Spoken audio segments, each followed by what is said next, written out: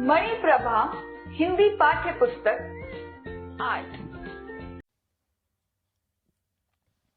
पाठ 2 शहीद का पत्र। सरफरोशी की तमन्ना अब हमारे दिल में है, देखना है जोर कितना बाजुए कातिल में है। ये शब्द उस अमर जवान के हैं जिसने मात्र 30 वर्ष की आयु में ही देश की खातिर अपने प्राणों की आहुति दे दी। शहीद बिस्मिल ने स्वयं को देश के प्रति इस प्रकार समर्पित कर दिया कि पीछे मुड़कर नहीं देखा। रामप्रसाद बिस्मिल बाल्यकाल में ही आर्य समाज के एक सन्यासी स्वामी सोमदेव जी के संपर्क में आए और उन्होंने स्वामी जी की खूब सेवा की। स्वामी जी को इस बालक के अंदर भारत माता का सच्चा शूर सपूत दिखाई दिया। बस फिर क्या था, स्वामी जी ने इस बालक में देश प्रेम की ज्योति जगानी आरंभ कर दी। और फिर एक दिन महर्षि स्वामी दयानंद की वाणी, विदेशी शासन स्वदेशी शासन से कितना भी अच्छा क्यों ना हो, फिर भी वह परतंत्रता का प्रतीक है और त्याज्य है, इनकी रग रग में समाहित कर दी। गुरु ने आशीर्वाद दिया और भारत मां का यह शूर सपूत अपनी नई राह पर चल पड़ा। अपने निश्चय को पूरा करने के लिए देश का ये बहादुर बेटा अवसर की तलाश में रहने लगा। अंग्रेजी शासन से टक्कर लेने के लिए हथियारों की जरूरत थी और हथियारों के लिए धन की। अतः इन्होंने अपनी मां से कुछ रुपए लेकर अपनी पुस्तक अमेरिका को स्वतंत्रता कैसे मिली प्रकाशित करवाई। पुस्तक की सभी प्रतियां शीघ्र ही बिक गईं। मुनाफा भी हुआ, लेकिन ये राशि इतनी नहीं थी कि इससे हथियारों का जखीरा खरीदा जा सके।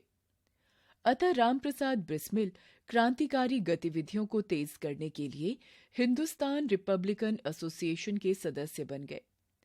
इसी दौरान उनकी मुलाकात अशफाक उल्लाह खां से हुई।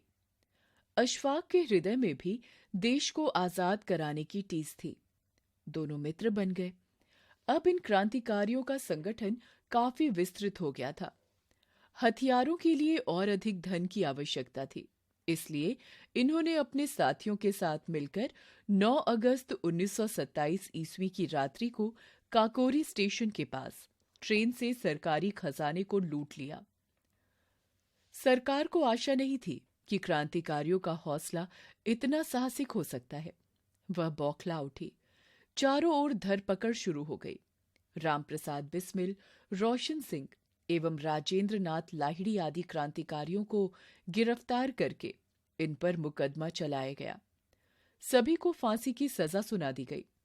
फांसी से पहले जेल में रहते हुए बिस्मिल साहब ने अपनी माता के नाम पत्र लिखा।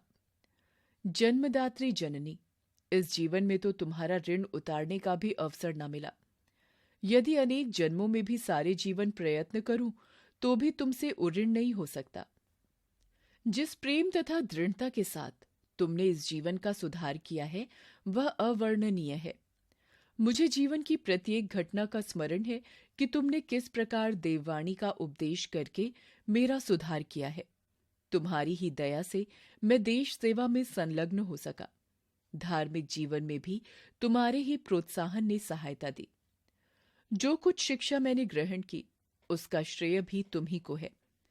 जिस मनोहर रूप से तुम मुझे उपदेश करती थी उसका स्मरण कर तुम्हारी मंगलमयी मूर्ति का ध्यान आ जाता है और मस्तक झुक जाता है।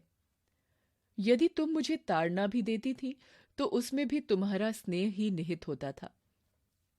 यदि मैंने धृष्टतापूर्वक उत्तर दिया तब भी तुमने प्रेम भरे शब्दों में यही कहा, तुम्हें जो अच्छा लगे वह करो। किंतु ऐसा करना ठीक नहीं, इसका परिणाम अच्छा न होगा।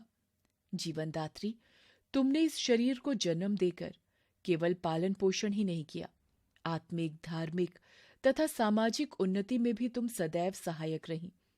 ईश्वर मुझे प्रत्येक जन्म में ऐसी ही माता दे। महान से महान संकट में भी तुमने मुझे धीरज नहीं खोने दिया। सदैव प्रेम भरी वाणी से मुझे सांत्वना देती रही। तुम्हारी दया की छाया में मैंने अपने जीवन में कभी कोई कष्ट अनुभव न किया। इस संसार में मेरी किसी भी भोग विलास तथा ऐश्वर्य की इच्छा नहीं, केवल एक इच्छा है।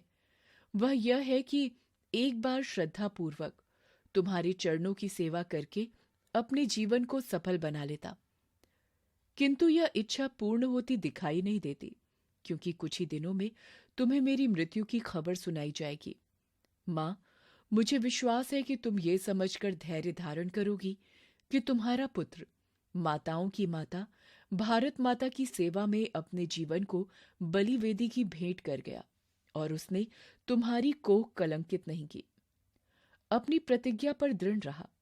जब स्वाधीन भारत का इतिहास लिखा जाएगा तो उसके किसी पृष्ठ पर उज्जवल अक्षरों में तुम्हारा नाम लिखा जाएगा। जन्मदात्री, वर दो कि अंतिम समय पर भी मेरा हृदय किसी भी प्रकार से विचलित ना हो और तुम्हारे चरण कमलों को प्रणाम कर मैं परमात्मा का स्मरण करता हुआ शरीर त्याग करूं।